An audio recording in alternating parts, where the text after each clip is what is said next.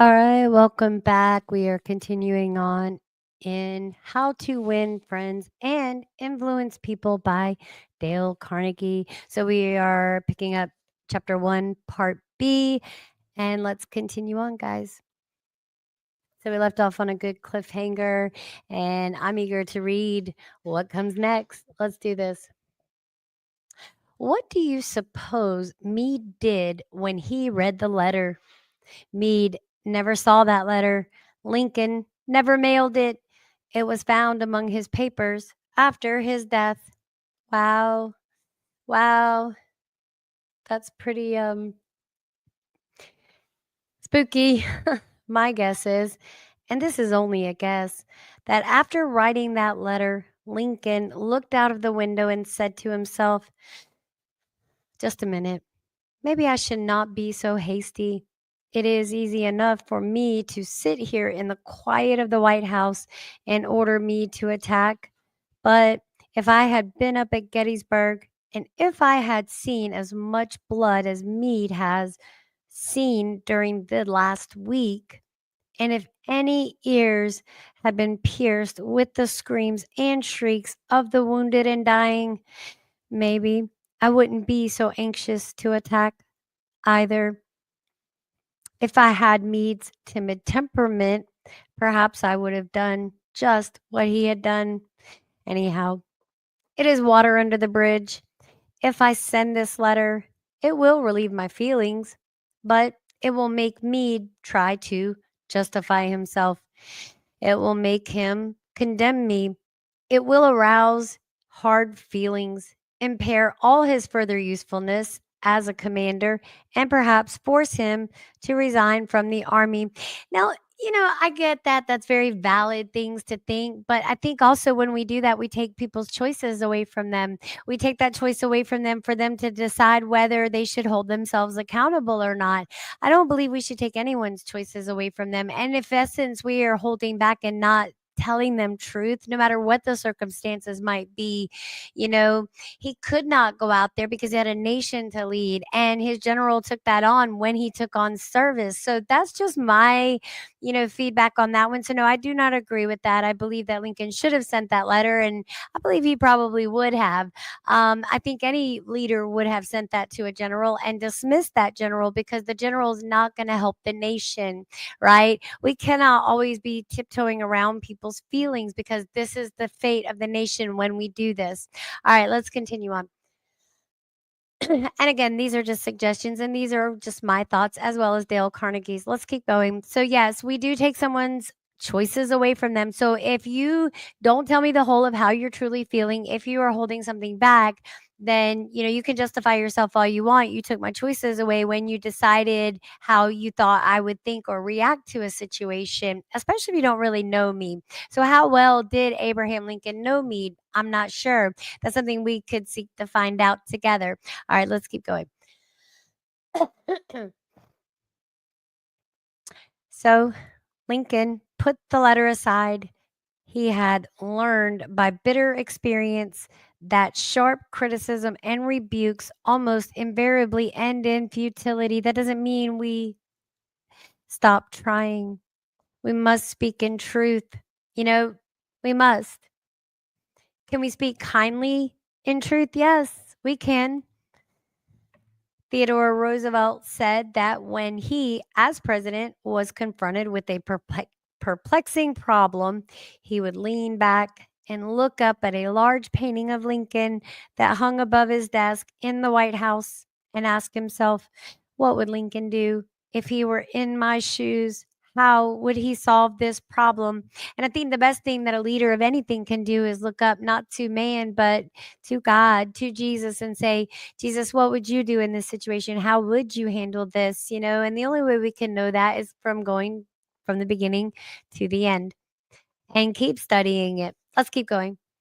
The next time we are tempted to admonish somebody, let's pull a $5 bill out of our pocket, look at Lincoln's pictures on the bill, and ask, how would Lincoln handle this problem if he had it?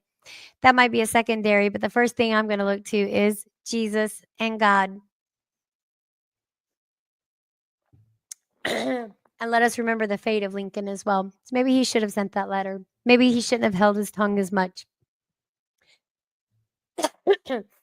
And what was he really, and I'm not diminishing Lincoln at all. But what was he hoping to accomplish by holding something like that in? If we cannot confront it face on, and I believe that it was bravery that did heal a nation and bring it together. And I'm sorry that he lost his life. I wonder what it would have been like had he continued on. We'll never know. Let's keep going.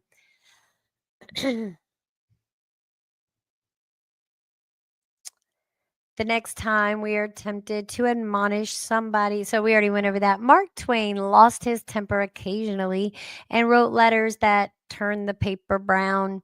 For example, to a man who once aroused his ire, he wrote, "The thing for you is a burial permit.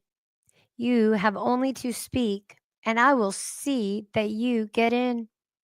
Wow, and I will see that you get it. On another occasion, he wrote to an editor about a proofreader's attempts to improve my spelling and punctuation. He ordered, "Set the matter according to my copy hereafter, and see that the proofreader retains his suggestions in the mush of his decayed brain."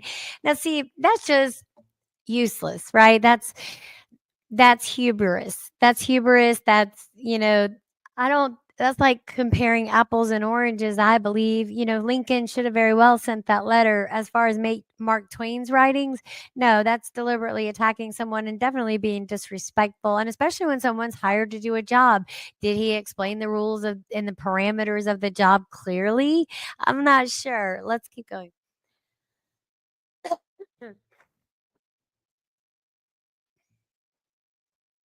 Wow. All right, let's keep going. The writing of these stinging letters made Mark Twain feel better. They allowed him to blow off steam. And the letters didn't do any real harm because Mark Twain's wife secretly lifted them out of the mail.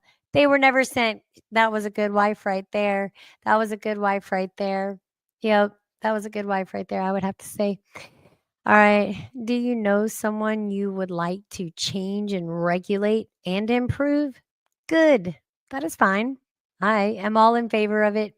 But why not begin on yourself?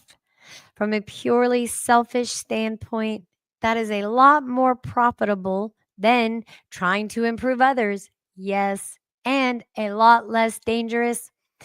Don't complain about the snow on your neighbor's roof, said Confucius, when your own doorstep is unclean. I like that.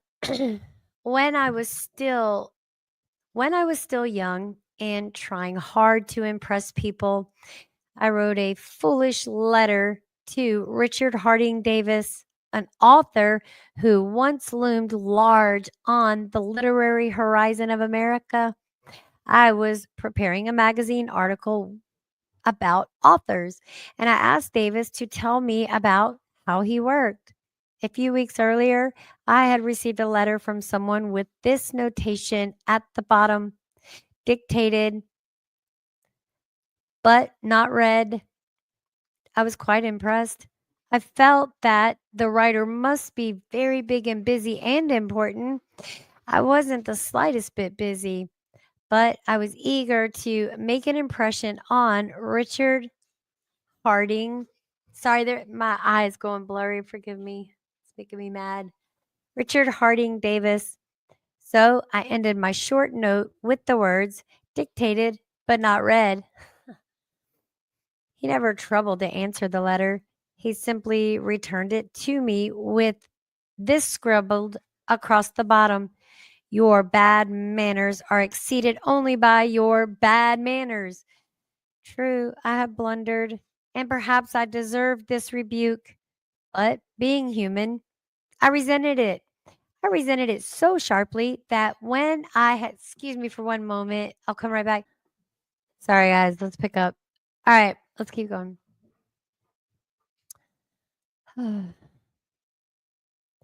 I resented it. I resented it so sharply that when I read of the death of Richard Harding Davis 10 years later, the one thought that still persisted in my mind, I am ashamed to admit, was the hurt he had given me. Well, thank you for that confession.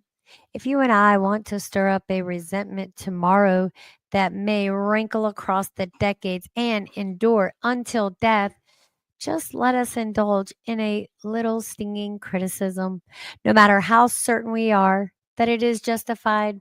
When dealing with people, let us remember we are not dealing with creatures of logic. We are dealing with creatures of emotion, creatures bristling with prejudices and motivated by pride and vanity. Yeah, I guess, yeah, seems to be. All right, let's keep going. Benjamin Franklin. Oh no, let's keep going. Bitter criticism caused the sensitive Thomas Hardy, one of the finest novelists ever to enrich English literature, to give up forever the writing of fiction. Criticism drove Thomas Chatterton, the English poet, to suicide. Benjamin Franklin, tactless in his youth, became so diplomatic, so adroit at handling people, that he was made American ambassador to France. The secret of his success? I will speak ill of no man, he said, and speak all the good I know of everybody. Any fool can criticize, condemn, and complain, and most fools do. But it takes character and self control to understand and forgive. A great man shows his greatness, said Carlyle, by the way he treats little men. Huh, interesting. Take a break. I'll be right back. All right, let's continue on. Sorry about that. I can't remember where the heck I was. So I turned the camera off. Uh, all right. A great man shows his greatness, said Carlyle, by the way he treats little men. Bob Hoover, a famous test pilot and frequent performer at air shows, was returning to his home in Los Angeles from a show in San Diego. As described in the magazine Flight Operations, at 300 feet in the air, both engines suddenly stopped. By deft maneuvering, he managed to land the plane. It was badly damaged, but fortunately, neither he nor his two passengers were hurt. Hoover's first act after the emergency landing was to inspect the airplane's fuel. Just as he suspected, the World War II propeller plane he had been flying had been loaded with jet fuel rather than gasoline. Upon returning to the airport, Hoover asked to see the mechanic who had serviced his airplane. The young man was sick with agony of his mistake. Tears streamed down his face as Hoover approached. He had just caused the loss of a very expensive plane and could have caused the loss of 3 lives as well. You can imagine Hoover's anger. One could anticipate the tongue lashing that this proud and precise pilot was about to unleash for that carelessness. But Hoover didn't scold the mechanic. He didn't even criticize him. Instead, he put his big arm around the man's shoulder and said, "To show you, I'm sure that you'll never do this again, I want you to service my F-51 tomorrow." And I thought that was a great plan because it definitely holds him accountable. Let's keep going. Well, they do say, keep your friends close and your enemies closer. Not that he envisioned or viewed the young man as an enemy. He just wanted to see if he would be willing to do better. One of the most wonderful people I have ever had the pleasure of knowing is Evangeline Booth, the first woman elected to head the Salvation Army. During her time as director there, she addressed the hunger and poverty among the immigrants of New York by establishing bread lines and programs to feed school children and help the elderly. When gold was discovered in the Yukon, Evangeline knew that the Salvation Army would be needed there, so she headed for Skagway. She later said it was one of the most difficult jobs in her career. I bet Skagway was a tough place back then. On the day she arrived, 5 men were killed. Everyone carried a gun, and wherever she went, she heard talk of Soapy Smith, and Soapy is in quotes, the notorious killer of the Klondike, a desperado who was known for ambushing and murdering miners. He and his gang would shoot them down without warning to steal their gold, and no one was able to stop him. The night Evangeline arrived in Skagway, she held a meeting on the banks of the Yukon River. But the hardened miners were in no mood for a sermon. So Evangeline and her small group began to sing, and soon a crowd gathered and began to join in, slowly growing in size. The crowd continued to swell until finally thousands of people were singing along to the songs and hymns they had grown up with. At one point, someone came up and wrapped a blanket around Evangeline's shoulders to shield her from the bone crushing cold, but the crowd continued to sing until 1 in the morning. Afterward, an exhausted Evangeline and her helpers prepared camp in the forest. As they were starting the fire, they saw 5 armed men coming out of the darkness.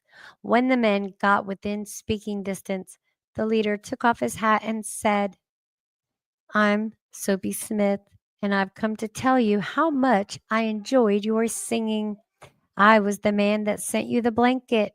You can keep it if you want." End quote.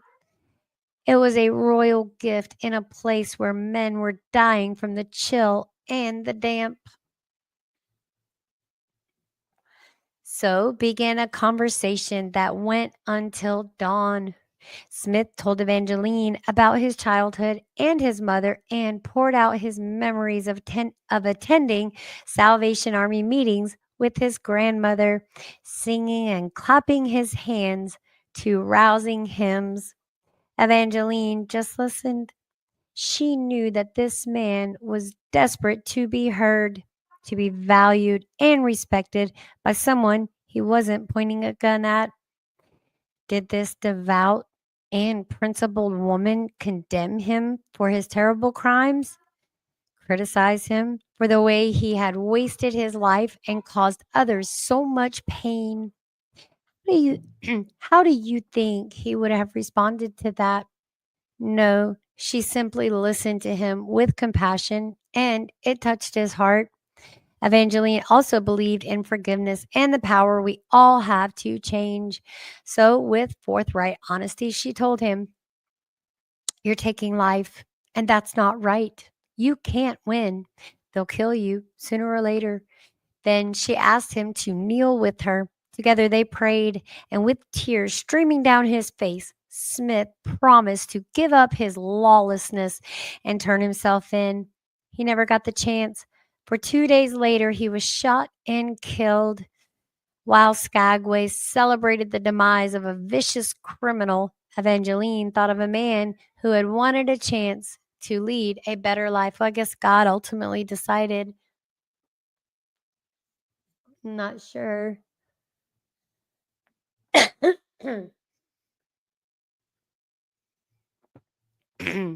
All right. Often, parents are tempted to criticize their children. You would expect me to say, "Don't," but I will not. I am merely going to say, before you criticize them, read one of the classics of American journalism, Father Forgets. It originally appeared as an editorial in the People's Home Journal. We are reprinting it here with the author's permission as condensed in the Reader's Digest.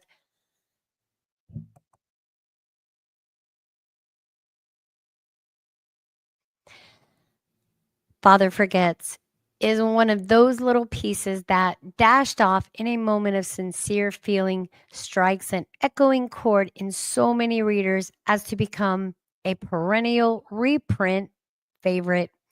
Since its first appearance, Father Forgets has been reproduced, writes the author, W. Livingston Larned, in hundreds of magazines and house organs and in newspapers the country over. It has been reprinted almost as extensively in many foreign languages. I have given personal permission to thousands who wish to read and get these pages apart, who wish to read it from school, church, and lecture platforms. It has been on the air, quote, on countless occasions and programs, so on the air, televised.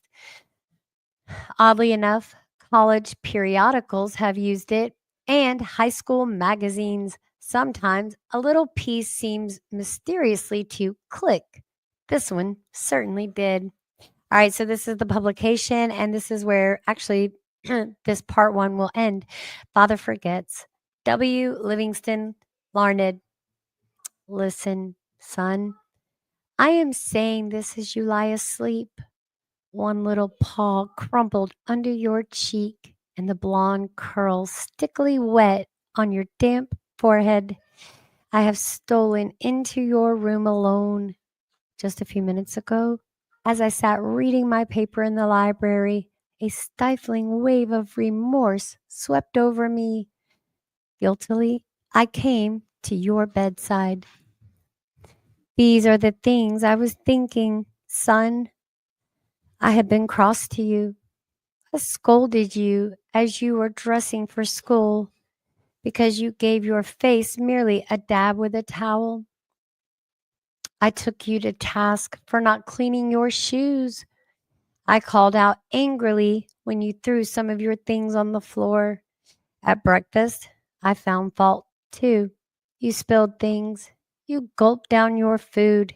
You put your elbows on the table. You spread butter too thick on your bread. And as you started off to play, and I made for my train, you turned and waved a hand and called, "Goodbye, Daddy." And I frowned, and I said in reply, "Hold your shoulders back." Then it began all over again in the late afternoon. As I came up the road, I spied you down on your knees playing marbles. There were holes in your socks. I humiliated you before your friends by marching you ahead of me to the house. Socks are expensive, and if you had to buy them, you would be more careful. Imagine that, son, from a father. Do you remember later when I was reading in the library how you came in timidly with a sort of hurt look in your eyes? When I glanced up over my paper, impatient at the interruption, you hesitated at the door. "What is it you want?" I snapped. You said nothing, but ran across in one tempestuous plunge and threw your arms around my neck and kissed me. And your small arms tightened with an affection that God had set blooming in your heart, in which even neglect could not wither. And then you were gone, pattering up the stairs. Well, son, it was shortly afterwards that my paper slipped from my hands and a terrible, sickening fear came over me. What has habit been doing to me? The habit of finding fault, of reprimanding. This was my reward to you for being a boy. It was not that I did not love you. It was that I expected too much of youth. I was measuring you by the yardstick of my own years. And there was so much that was good and fine and true in your character. The little heart of you was as big as the dawn itself over the wide hills. This was shown by your spontaneous impulse to rush in and kiss me good night. Nothing else matters tonight, son. I have come to your bedside in the darkness, and I have knelt here, ashamed.